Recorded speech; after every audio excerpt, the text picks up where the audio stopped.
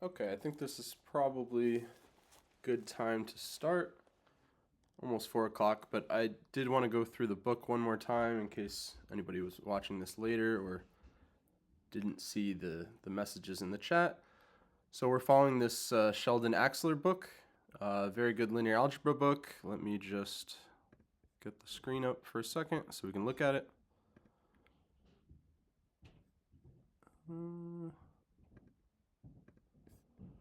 Okay, so here's the book. This is the 4th edition. Showed you guys this last time. It's available on his website for free. It's a great book. It's more theoretical than I think a lot of the calculation heavy classes, but honestly I think this is like a way better way to teach the class. The calculations, your calculator can do that. You can do it using matrix manipulations, and we'll go over that stuff too, but it's really just computational stuff. I think the important thing is to understand like the theory, what is a vector space, which we went over last time. Right. So we went over, lists of numbers, of real numbers and complex numbers. Those form a vector space. We call them Rn, Cn. We talked about that last time. We defined vector spaces, and then so today we're going to be looking at 1C. This will be subspaces. Okay. Any questions before I start?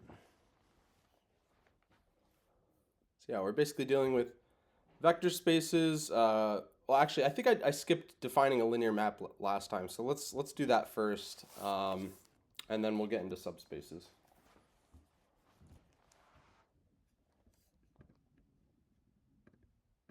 Okay, so hopefully you guys can see me now. So last time we defined a vector space, and I said that linear algebra was mainly the study of linear maps between vector spaces. So let's define what is a linear map. So I'll skip writing down the lesson for today, but so let's say we have 2 vector spaces. So these are things that have some sort of abelian addition, right? And there's also scalars by some field, which could be real numbers, complex numbers, or some finite field, of course. So let's say V1 and V2 are vector spaces.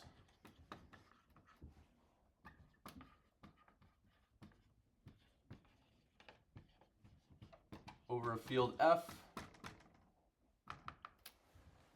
Right, in a field, like I said, we can just assume that the field is the real numbers or complex numbers. But in general, it's something that has some sort of addition, abelian addition, and then also abelian multiplication. And it has to have like this distributive property and all these other stuff I don't want to go into right now, but let's just think of them as some sort of number system where we're able to scale and divide.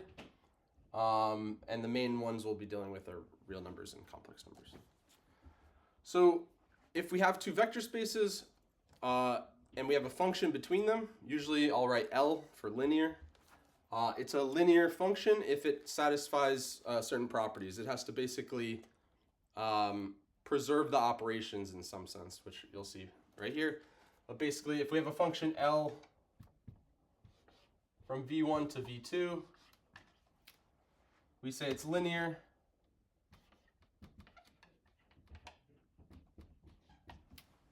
if I think sometimes they break it up into 2. I forget what Axler does in his definition. But let's break it into 2 parts to be careful here. Let's just say it's linear if, so it has to be first a group homomorphism under addition. So if A plus B is sent to L of A plus L of B. So basically the first condition is that it's a group homomorphism under addition. So here we're doing the addition in the first vector space. So A plus B, then we send it through the map, and it should be the same thing as if I send A through the map first and B through the map, and then do the addition in V2 in the codomain. So it needs to be a group homomorphism under addition, preserve the addition operation. Also, it needs to preserve the scalar multiplication. So if I take a scalar, let's say r, times an element a in the vector space, then if I scale it in V1 and then send it through the map, it should be the same thing as if I send it through the map and then scale it in V2. So it should be the same thing as r times L of a.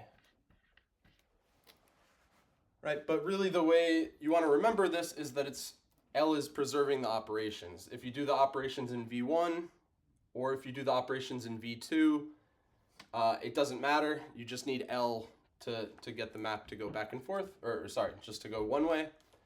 And if you do the addition in V1 here, it should be the same thing as if you map the individual elements through first and then do the addition. Same thing with the scalar multiplication. You can do the scalar multiplication first and then map using L, or you can map using L and then do the scalar multiplication on the output.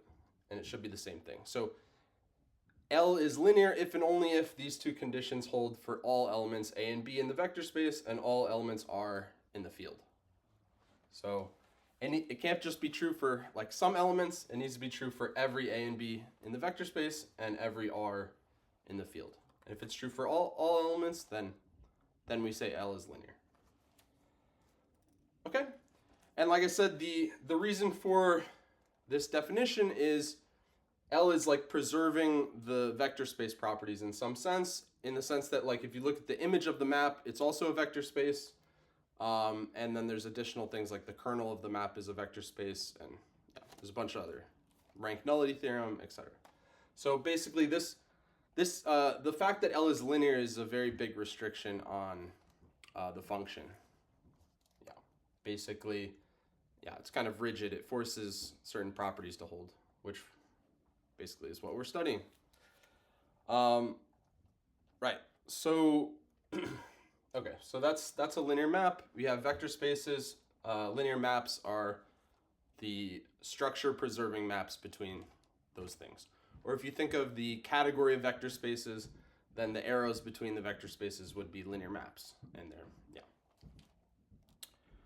Right, so now we're going to go into lesson 12, which is about subspaces, or subvector spaces, or linear subspaces. These are all synonyms, they all mean the same thing.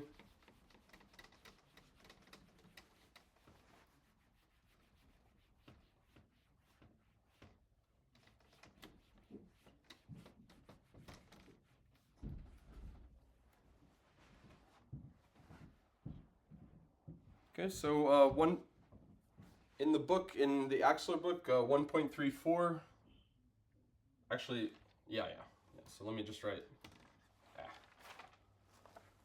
the water messed up my marker.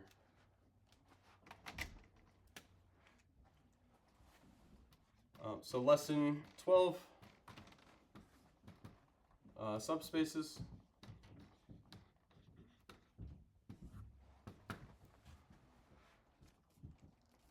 Right, so what is a linear subspace of a vector space? It's essentially just a subset which is itself a vector space under the same operations as the full space. So if V is a vector space,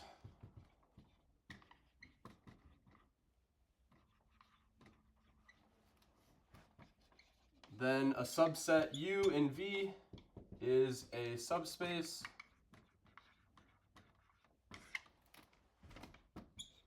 if essentially the subset, if you use the same operations as V, then U is also a vector space. So if I take any two elements in U and I add them together, I should get something in U.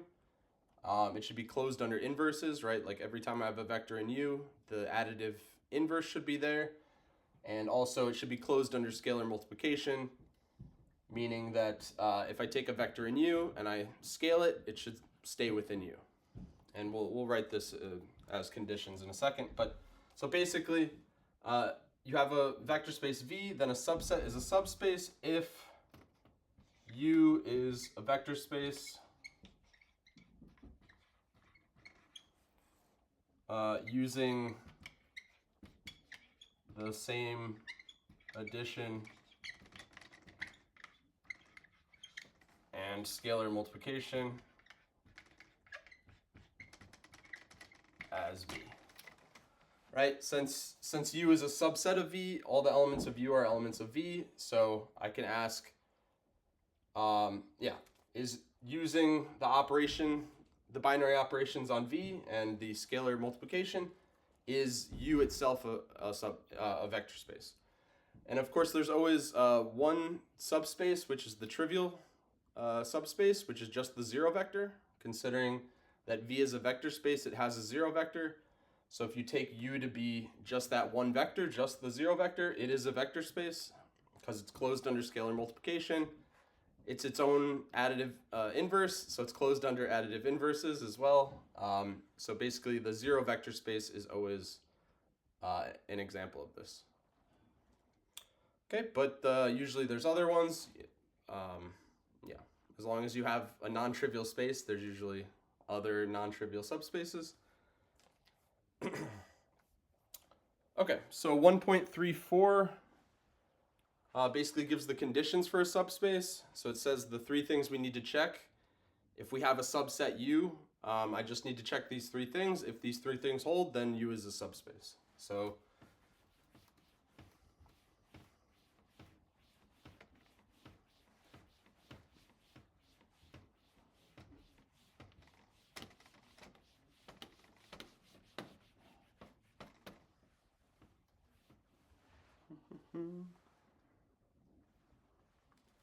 okay, so this is 1.34. And it just says conditions on a subspace.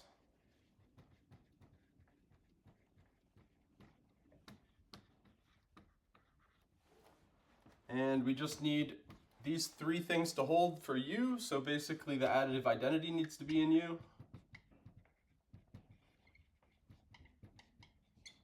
Which we call like 0 or 0V. So 0 needs to be in U, the zero vector. If we're talking about Rn or Cn, real numbers or complex numbers, this would just be the vector that has all zeros for every element, meaning like if it's a list of, like say if it's R3, you would have like 0, 0, 0. That would be the zero vector in R3 or in C3. So yeah, basically your subspace needs to contain the zero vector. If it doesn't have the zero vector, then it can't be a subspace. One way to see that is if it doesn't have the zero vector, but it has some other vector, then it needs to be closed under addition, and it needs to have the additive inverse. So there should be V and negative V, and if I add them, I get 0, and that needs to be in U. So if I have any vectors at all, I know I have to have the zero vector. And you can check that the empty set is not a vector space because it doesn't have a zero vector, for instance. So yeah, basically for it to be a subspace, it has to have the zero vector. The second condition is that it's closed under addition.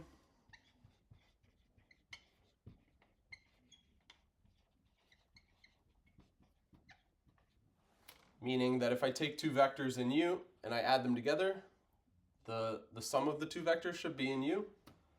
So if U and W are elements of U, then that means that U plus W is an element of U. Okay. And if you're not comfortable with the set notation, it's really nothing crazy. There's only a couple set theory symbols that you actually need to know. So there's like is an element of, that's this symbol. And then you have like set intersection, set union, etc. But there's not too much set theory stuff you really need to know. Just saves time. So closed under addition, two vectors in U, I should be able to add them and the sum should be in U. If that's not true for some pair of vectors, then it's not a subspace. And then finally, the last condition is closed under scalar multiplication.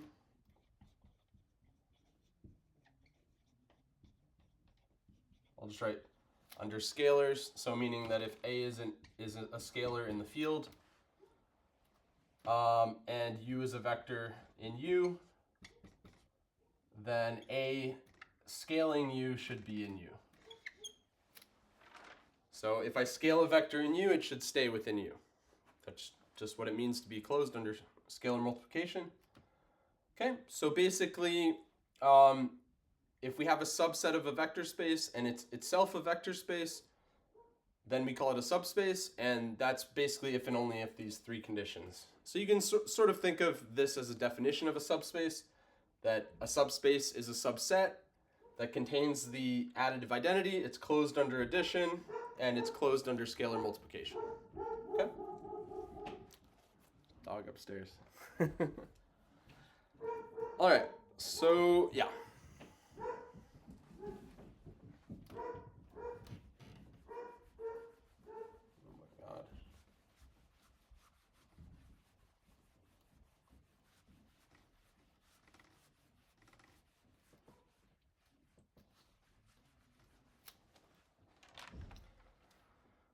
All right, and then the next topic that Axler decides to go over is the sum of subspaces. So this is sort of a way to combine two subspaces to create a new subspace, which we call the sum. You can think of it as an operation on subspaces. So you take two subspaces, you combine them, and you get a new subspace. We call it the sum. So this is 1.36, sum of subspaces.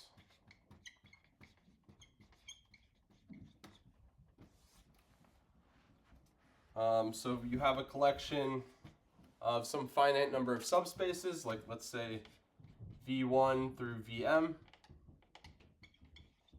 are subspaces of V. Some vector space V. Then we can define well, initially it's just a sum, but you can prove that it is a subspace itself. Or sorry, I think I said sum, I mean a set.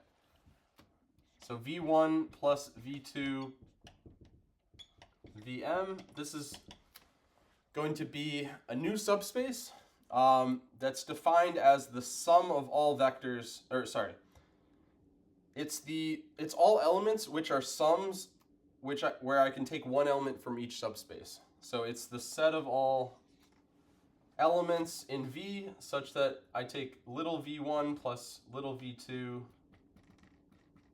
plus little vm in V. I take the collection of all of these where I range all of the VI's are in VI. Little VI's are in big VI. So basically, I take one element from each of the subspaces and I add them together. All the elements which are sums of elements from each subspace, I take all of the collection of all the sums that I can possibly make, and that creates a new subspace, which we call the sum of the subspaces. So it's kind of hard to see. Maybe I should use different color here. But these are really these are capital V's. These are the subspaces themselves.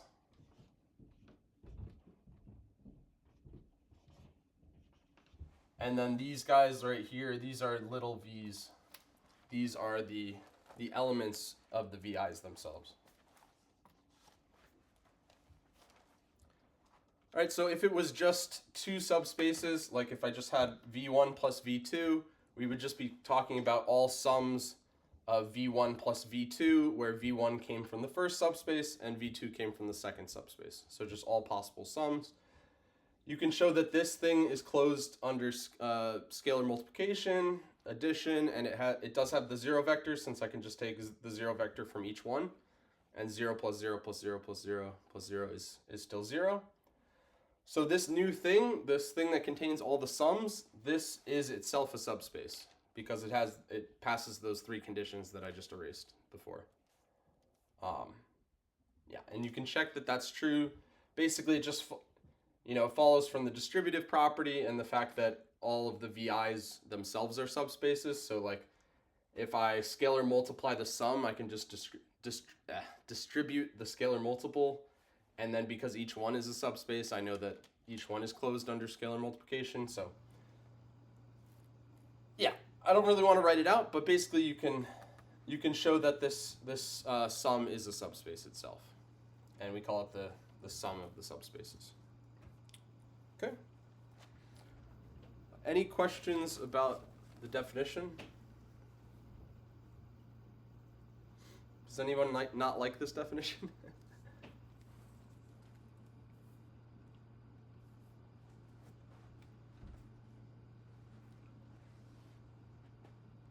think it's good, right? Okay. So sum of subspaces, we can take a bunch of subspaces, we can add all the vectors together, and then we get a new subspace. It's possibly larger. It doesn't have to be larger. In fact, if all the VIs are contained in one of them, like let's say that V1 contains V2, which contains V3, and etc., then the sum will just be the largest subspace. So whichever one contains all the other ones, the sum will just be the biggest one. So it doesn't have to get bigger, but usually if you take two subspaces where one does not contain the other one and you add them, then you do get something of larger dimension, usually.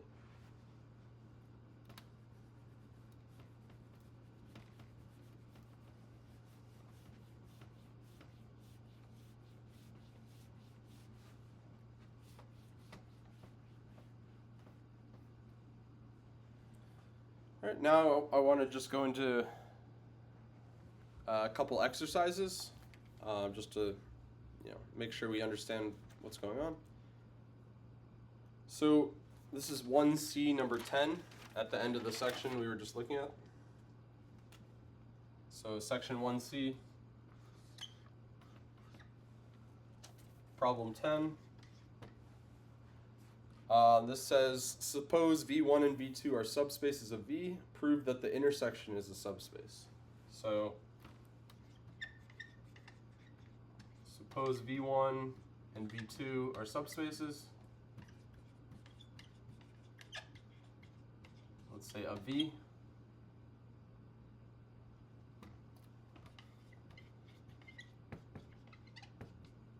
Prove that V1 intersect V2 is a subspace.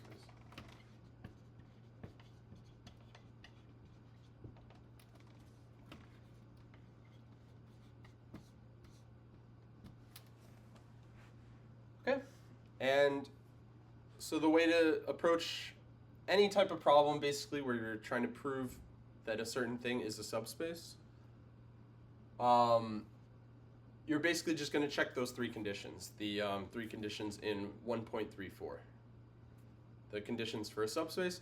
So essentially we want to check that the zero vector is in here first. So first, why is the zero vector in the intersection? Well, V1 is a subspace, so the conditions tell us that the zero vector has to be in V1. V2 is a subspace, so the zero vector is in V2, and therefore, if it's in V1 and V2, then by definition it's in the intersection. So 0 is in V1 and 0 is in V2 by V1, V2 subspaces. And then by definition, that means 0 is in V1 and V2.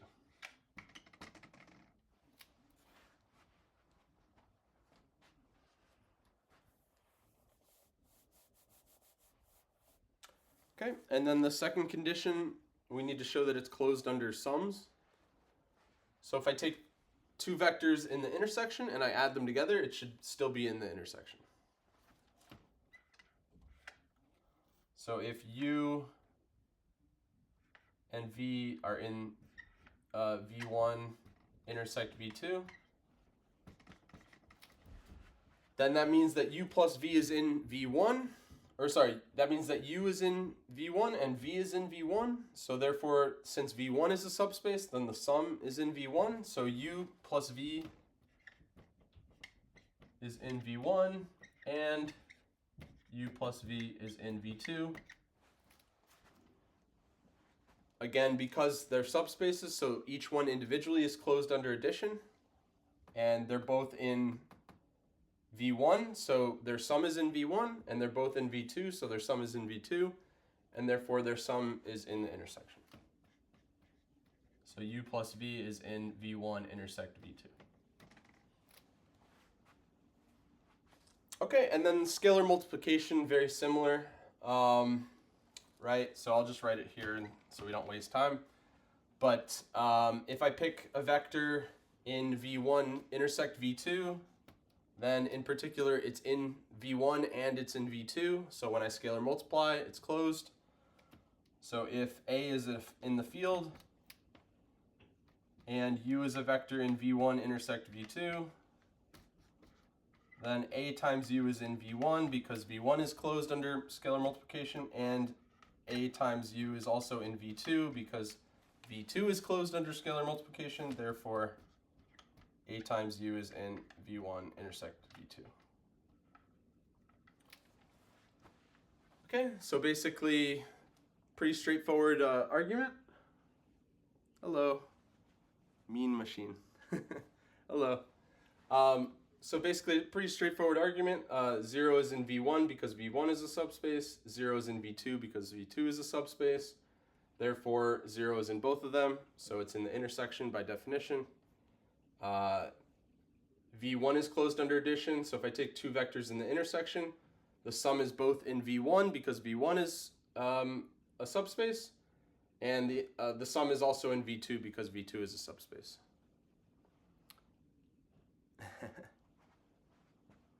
Oh, you guys know each other?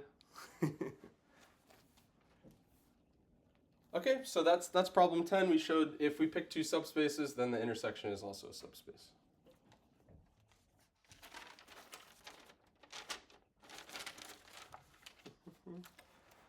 And then I thought this problem was a little cute, so I also picked 15 to go over. It's not very complicated, but I wanted to start off kind of simpler anyways. So this is also same section, but problem 15.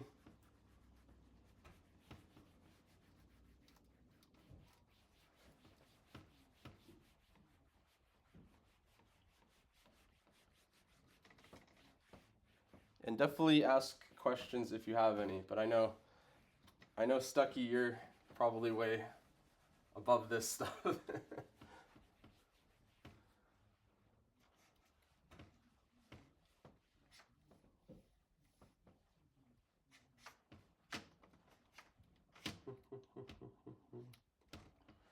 Okay, so problem 15.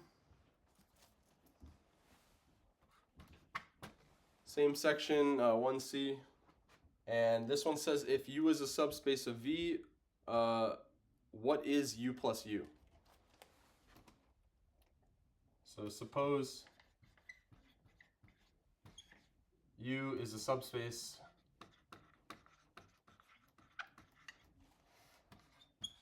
of V. What is U plus U? It's 2U, right?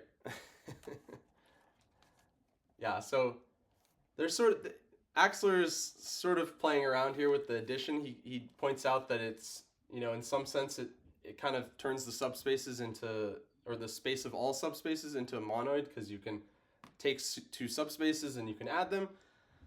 But in this case, there's no inverse to adding subspaces. It's not like you get 2U here or something and you can divide out. But yeah, so what is U plus U? I take all vectors which are something in U plus something else in U. It doesn't have to be the same thing. So I could pick one vector in U, U1, and then add it to a different vector, U2, and I take all possible sums U1 plus U2, and the question is basically, what is that space?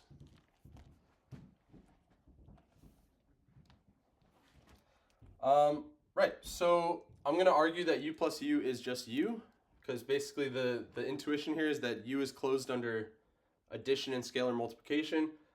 So if I take vectors in U and I add them to themselves, it should be closed and I should just get all of U back. Yeah. U plus U equals U implies U equals plus or minus infinity. Oh, right. Yeah. The math doesn't make sense, yeah. Right, so like I was saying, it's closed under addition, so the intuition here would tell you that U plus U is just U. So let's try to prove that. I think one direction is easy because we have the zero vector, right? So proof of U plus U is equal to U.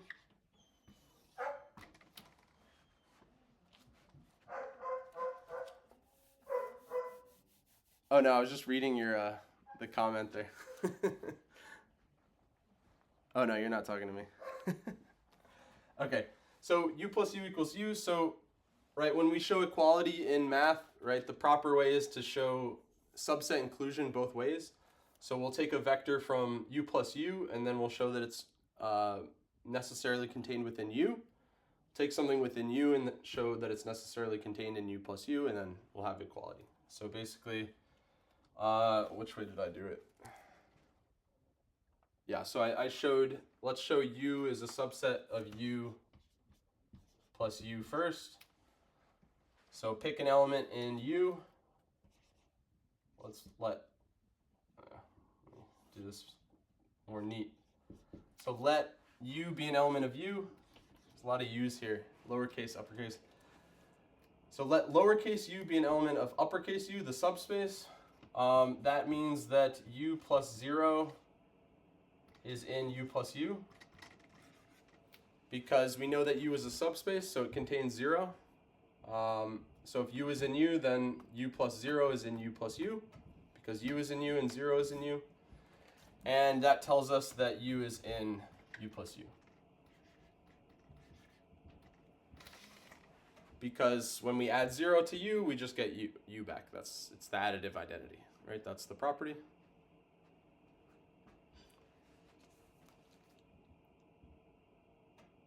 Okay, so picked an arbitrary element of u. We showed that it was in u plus u because we could just add 0 to it. Kind of trivial, but so this shows that u is a subset of u plus u. And then we want to go the other way.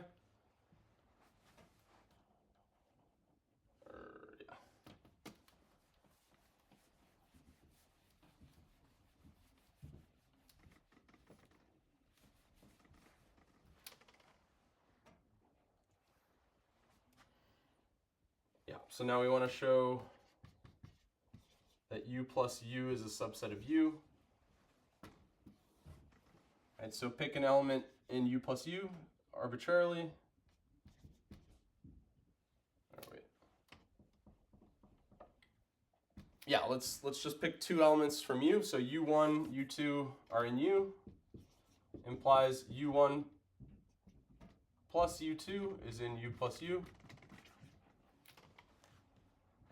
And then we know that u is a subspace, so it's closed under scalar multiplication. That was one of our conditions, one of the three conditions to check, right? So u, something in u plus something in u, by it being a subspace, we know that this sum is in u. And that means that u1 plus u2 is also in u. And since this was basically arbitrary, we didn't put any conditions on u1 and u2. This is true for all elements in u plus u. So all elements in u plus u are in u, and therefore u plus u is a subset of u. And we're done, because if u plus u is a subset of u and u is a subset of u plus u, then the only way that's possible is if they're the same set. No, I'm done with school. I have a PhD. Yeah, I studied algebraic geometry, algebraic topology. Somewhere in between, kind of.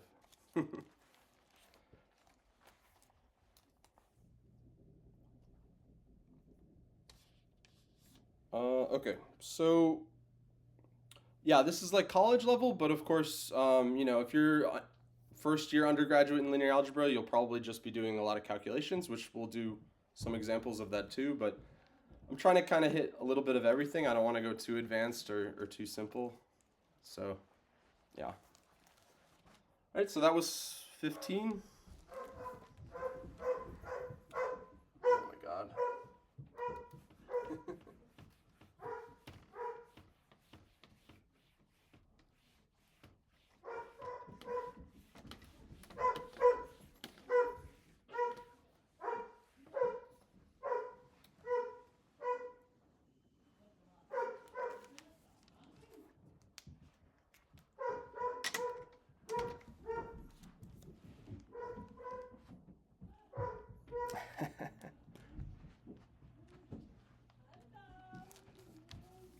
All right, so yeah, the next topic, so we talked about the sum of subspaces.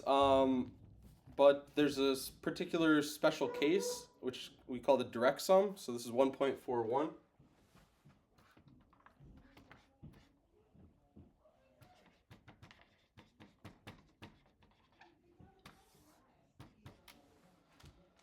Okay, so a direct sum is a particular type of sum where basically there's a unique way to write every vector. So before we said we were taking sums of vector v1 plus v2 plus v3, and we took all possible sums like that. This is going to be a space where it's all possible sums, but for every vector, there's only a single way. There's a unique way to write each vector as the sum from each one. So basically, again, suppose you have a bunch of subspaces.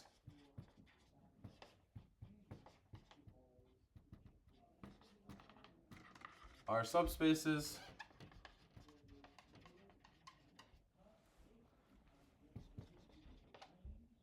Then v1 plus v2 plus vm. So the sum is a direct sum.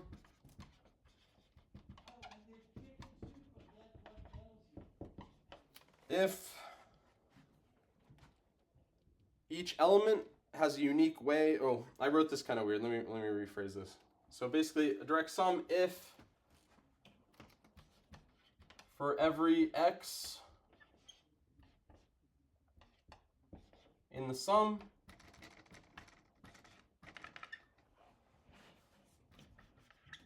there are unique. So the important part here is that they're unique. So there's unique vectors v1 through vm where x is equal to v1 plus blah, blah, blah through vm. So basically there's no other way to write the sum. X is sum v1 plus v2 plus v3 all the way through vm. And there's no other combination of vectors I could pick to get a sum of equal to x. There's only that one combination. So basically there are unique little v1 through little vm such that x is equal to that exact sum. So v1 plus all the way through vm. So it's a little confusing, but really the important part here is the unique part. We already know that the sum, the vector space sum, or the subspace sum v1 plus v2 plus vm, all the vectors in here, we know they're already sums. So this is just saying that every element is a unique sum. So if I can write x as v1 plus v2 plus vm, I can't also write it as like w1 plus w2 plus wm unless all of the w's are equal to the v's. Okay, so really it's the same definition as the sum, but you have this condition that every vector, there's a unique way to write every vector as a sum from these subspaces. So if I can write it one way, that's the only way, and there's no other way, essentially. If you've ever taken a linear algebra class before and you think about fixing a basis, this is kind of like fixing a basis. Well, actually, yeah, it's sort of like fixing a basis, not the exact same thing, but in some sense, these subspaces are kind of acting like a basis for the sum where there's some sort of uniqueness. Like for a basis, I can fix a basis and I get unique coordinates for any vector. This is kind of similar in the sense that now if I pick a vector from the sum, instead of getting unique coordinates, I just get unique vectors from each subspace where I can write the x as this sum uniquely. Yeah, keep saying unique. So yeah, basically the key here is the uniqueness. It's just a sum, but then you also have the additional property that there's only one way to write the sum for each vector.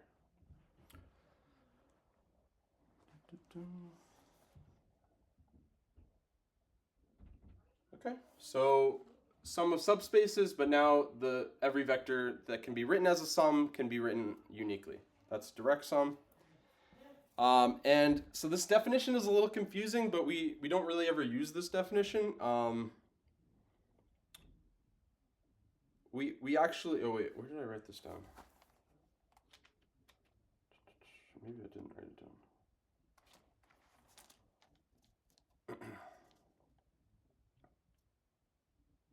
Okay, never mind. Let me just go to an example. Actually, yeah. So this example is basically like the basis vectors for Fn.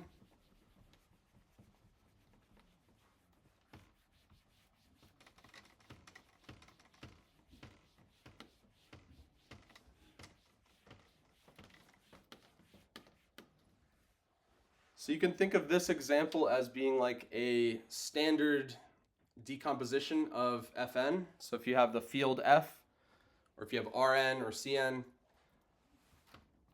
so this is 1.43.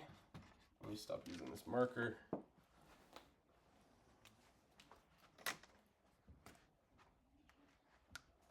All right, so 1.43 says that, so this is an example of a direct sum.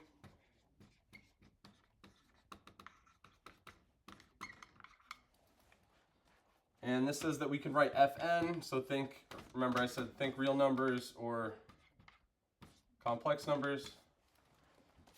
Some field to the n, just lists of n numbers from the field. And this is a direct sum of V1. Oh, right, I forgot to write this, but when we write a direct sum, we put an O around the plus. So V1, direct sum, V2, direct sum, Vn. And each one of these subspaces is basically spanned by what we call a coordinate vector, which is just basically like, we have a 1 in the ith position. Sometimes they call it EI. So VI is the set of all vectors where we have 0, 0, 0, all the way up to the ith position. Then we have any possible number in the ith position, and then everything else is just zeros. And this is the ith coordinate. And x can be anything from the field. Okay, so basically you have all zeros, and the only coordinate that can be non-zero, that could be non-zero, it might also be 0, is the ith position. We call this subspace. This is a line. This is like the coordinate axis. It's the ith coordinate axis. So this is a one-dimensional subspace. You can show that it is closed under addition, has the 0 vector, and it's closed under scalar multiplication. So Vi is a subspace. And you can also show that every vector in Fn is just some sum of these ith coordinate vectors.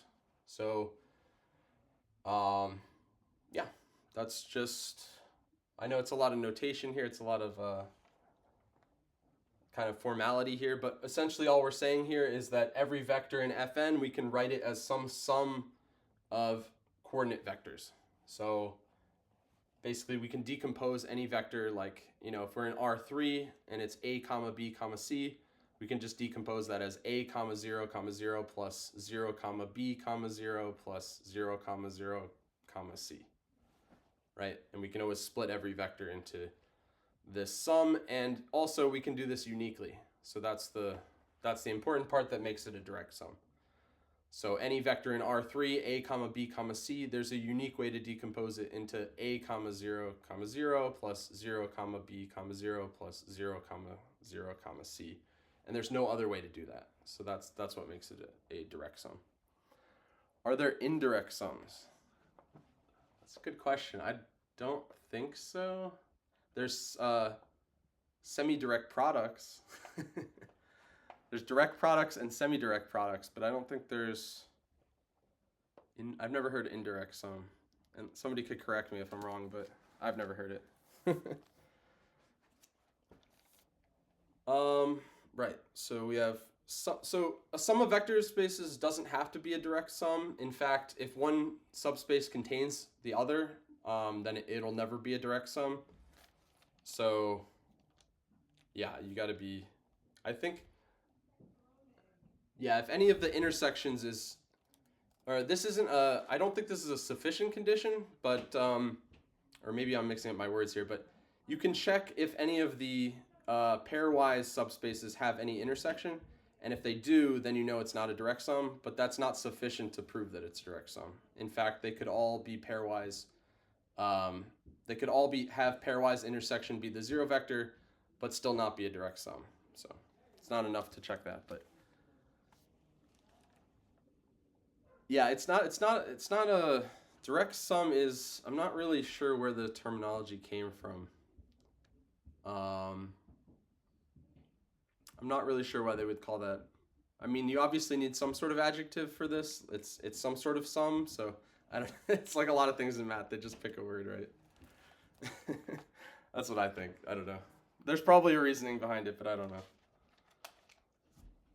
know. Okay. So 1.45. So conditions. Oh, right. This is what I was trying to say before. Yeah. So the definition for a direct sum is kind of weird because this uniqueness property, it's kind of weird to check it like by definition. But really, again, like the three conditions for a subspace you need to check, here is the condition you need to check for a direct sum. So basically, you can ignore the definition if you want and just check this condition. And if this condition holds, then it's a direct sum.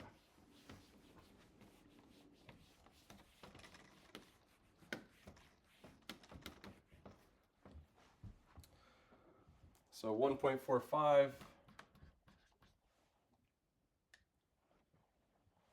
Conditions for a direct sum.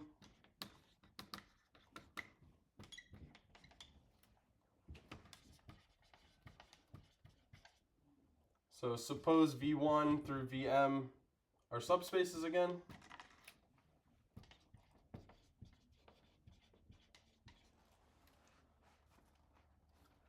Then V1 plus through Vm is a direct sum.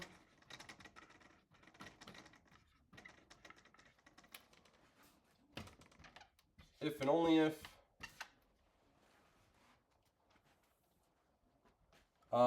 so if 0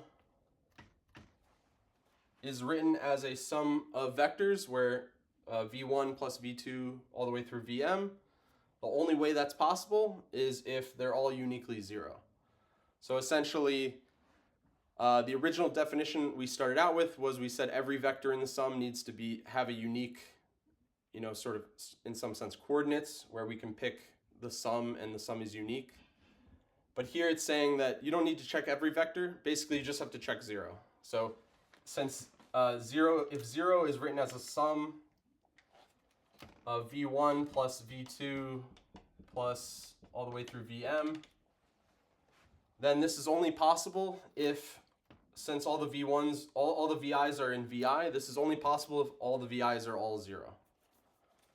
So if and only if this implies that V1 equals V2 equals Vm equals 0. And obviously, I didn't write it, but all of the VI, each VI is in big VI, right? So the little VIs are in the big VI space. Right, so it's saying that instead of having to check every vector, we can just check that it's a direct sum if and only if the only way I can write 0 as a sum of vectors, one from each space, is if each vector is 0. And obviously, 0 plus 0 plus 0 is 0. But this is saying this is the only way to write 0. There's no other way to write 0 as some non-trivial sum, where one of these vectors is non-zero. Which could be possible if you don't have a direct sum. So maybe I should do an example of that. Let's see. Yeah, actually, I didn't write this down, but let me do an example of. I think it's important to go over like non-examples. So let's go over an example of a sum that's not a direct sum, and then we'll see that 0 can be written non-uniquely. So we can write it as a sum of all zeros, and we can write it as some non-unique sum as well. Can two vectors have the same magnitude and opposite directions? Same magnitude and opposite directions. Yeah, of course, yeah. In fact, if you take the additive inverse of any vector, that will be a vector that has the same magnitude and opposite direction. And since we know every vector space has to be closed under additive inverses, or we can think of it as scaling by -1. So yeah, basically you scale any vector by -1. It has the same magnitude, but it has the opposite direction. So let's just quickly go over non-example. Will they have a 0 sum? Yeah. So u plus -u is always 0. Yeah, you can actually, actually let's prove that. I think I've skipped over a couple of the like simpler proofs, so they are in the book though.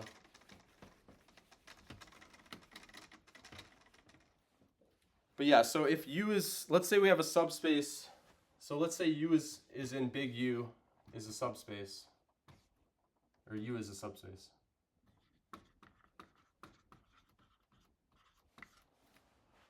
Right, then we know that -1 is in the field,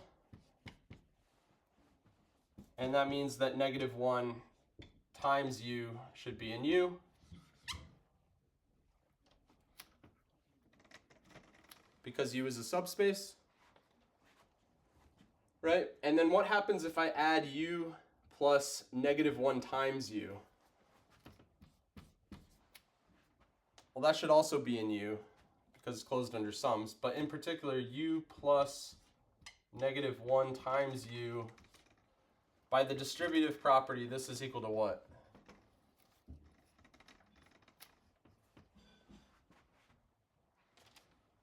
Because this is basically 1 times U plus -1 times U.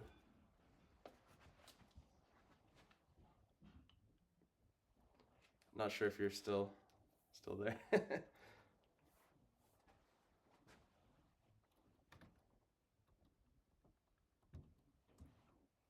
Right, so distributive property, if we have something times U plus something in the field times U plus something else in the field times U, then we can combine the things in the field. So this is really just equal to 1 plus -1 times U. 1 plus -1 in the field is 0, so this is just equal to 0 times U, and then I'm not sure if we proved it, but 0 times any vector is 0, which you can also prove. I think it's actually, these are probably all if and only ifs, so yeah. But yeah, so essentially if you have a vector U in a subspace, then -U is automatically in the subspace, and if you add them together, you get 0. Yep. And basically, any type of proof like this is going to end up using the vector space axioms, like some sort of distributive property for F or distributive property for the vector space. Yeah, or one of the other properties, of course. Okay, so we went over the conditions for direct sum, and then the last thing I wanted to do, I had a problem. Yeah, let's do it. Oh.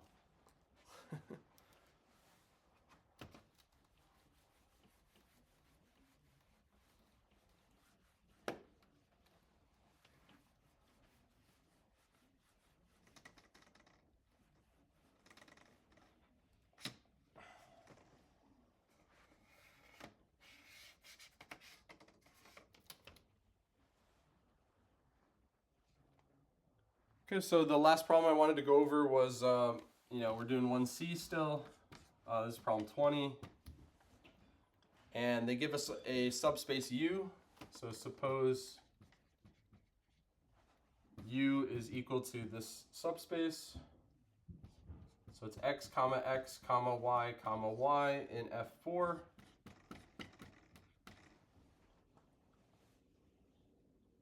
Such that x and y are in F,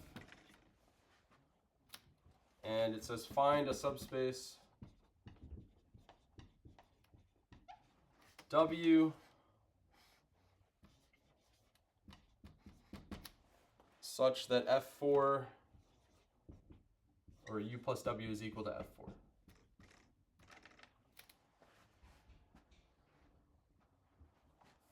Okay, did that come through clearly? All right, so we have a subspace U. It's a two-dimensional subspace. It's basically, we need two numbers in some sense to describe all the elements. We need x and y. We have a four-dimensional space, so this is asking us for essentially another, well, we don't know this yet, but it's going to have to be two-dimensional because the dimensions are going to have to add up to the full space if it's a direct sum. So if U is two-dimensional and the full space is four-dimensional, we know that W is going to be some two-dimensional space, but we don't know this yet, right? We haven't proved this yet, but that's sort of the idea of these direct sums, that one of the nice properties of the direct sums is that the dimensions of the subspaces have to add up to the dimension of the full space. So in this case, we have a two-dimensional space, and then the full space is four-dimensional. That forces W, if we're going to get a direct sum here, that forces W to also be two-dimensional. Okay, so essentially we want to find this two-dimensional subspace W such that every vector can be written as something in U plus something in W.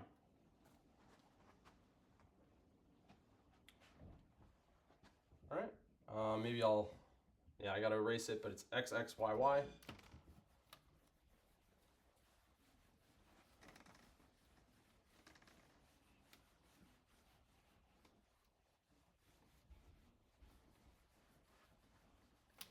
Okay, so still problem 20. All right, so essentially how you would tackle this problem is we want to write any arbitrary vector in F4 as something in U plus something in W. We know what U is first, so let's just say we pick A, comma B, comma C, comma D in F4. And now the idea is we want to be able to write it as something that looks like the first two numbers are the same, the second two numbers are the same, plus some vector of some other type. And we're going to need to figure out what that other type is. I'm not sure I get the comment. So what I started doing here was I took the arbitrary vector in F4 and I tried to figure out how could I get the first two elements to be the same, how could I get the second two, the last two elements to be the same, right? Because initially A doesn't have to be equal to B and C doesn't have to be equal to D, right? So basically what I did was I said, well, this is equal to A, comma, C, plus 0, comma, B minus A, comma, 0, comma, D minus C. So basically I basically just shifted, so B was not equal to A to begin with, but I shifted it by B minus A to make it equal to A, and then I added B minus A to it to get it to be B again, essentially. And I did the same thing with the last entry. So we have D minus C here, plus C gives us D, C plus 0 gives us C. So if you add these two vectors together, you do get an arbitrary vector.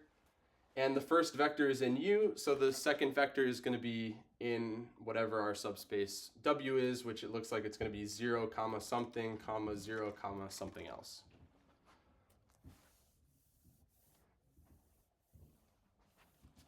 Okay, so essentially this is something in U, and something in W is just going to be 0, comma something, comma 0, comma something. So our space W should look like 0, comma Z, comma 0, comma T in F4, where Z and T are in F.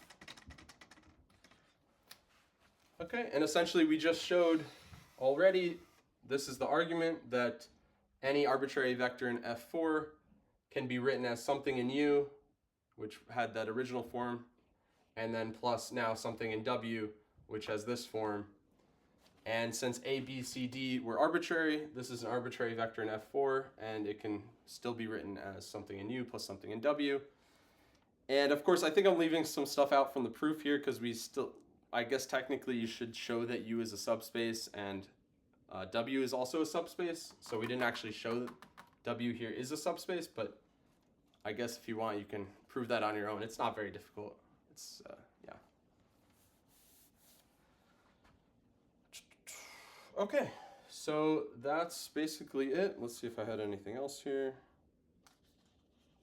Oh yeah, and then we also need to show that the sum is all of F4. But yeah, I'll let you guys prove that too. So if there's anything I'm leaving out from this problem, you can fill it in. But we did show that at least, yeah, I guess we basically showed everything. We showed F4 is a subset of the sum. we showed that it is a direct sum. Oh, yeah, okay. That's the part we didn't show. Let's do that. So we did show that F4 is equal to the sum because every vector can be written as something in U plus something in W. But we didn't show everything because we didn't show that it was a direct sum. To show that it's a direct sum, we have to show that the zero vector can only be written uniquely as 0 plus 0. So that's all we have to do.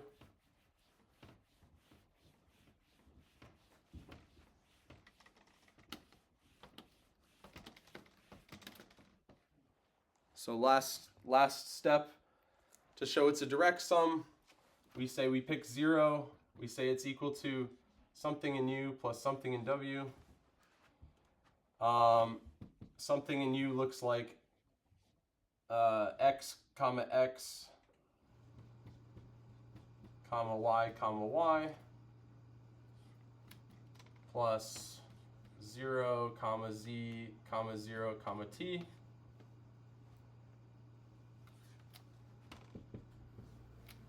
If we add these two vectors together, we get x comma x plus z comma y plus t. And if this is equal to the 0 vector, the only way that's possible for an element in R4 or F4 or whatever is if each coordinate individually is 0. So now we know that basically we have 4 equations. X is equal to 0. If x is equal to 0, then x plus z is also equal to 0, but x is equal to 0, which means z is equal to 0. If y is equal to 0, then y is equal to 0. And if y is equal to 0, then 0 plus t is equal to 0, which means t is equal to 0.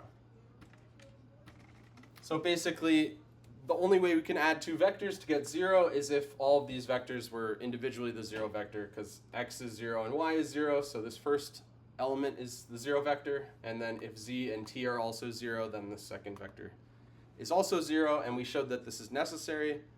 So there are no other vectors where I take their sum and it equals the 0 vector. It has to be 0 plus 0. That's the only way, and that tells us that this sum right here, or the sum of the subspaces u plus w, is actually equal to a direct sum.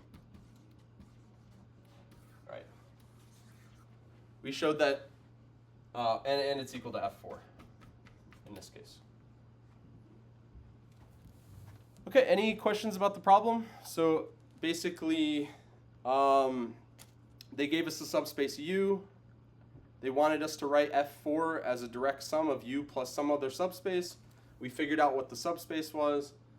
Then we showed that the 0 vector could only be written as 0 plus 0 from these subspaces.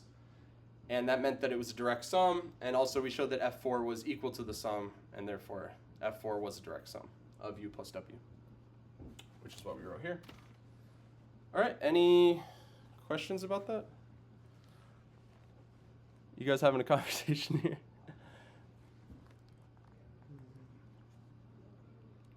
All right, I'm gonna end it here. If you guys have any questions, math related,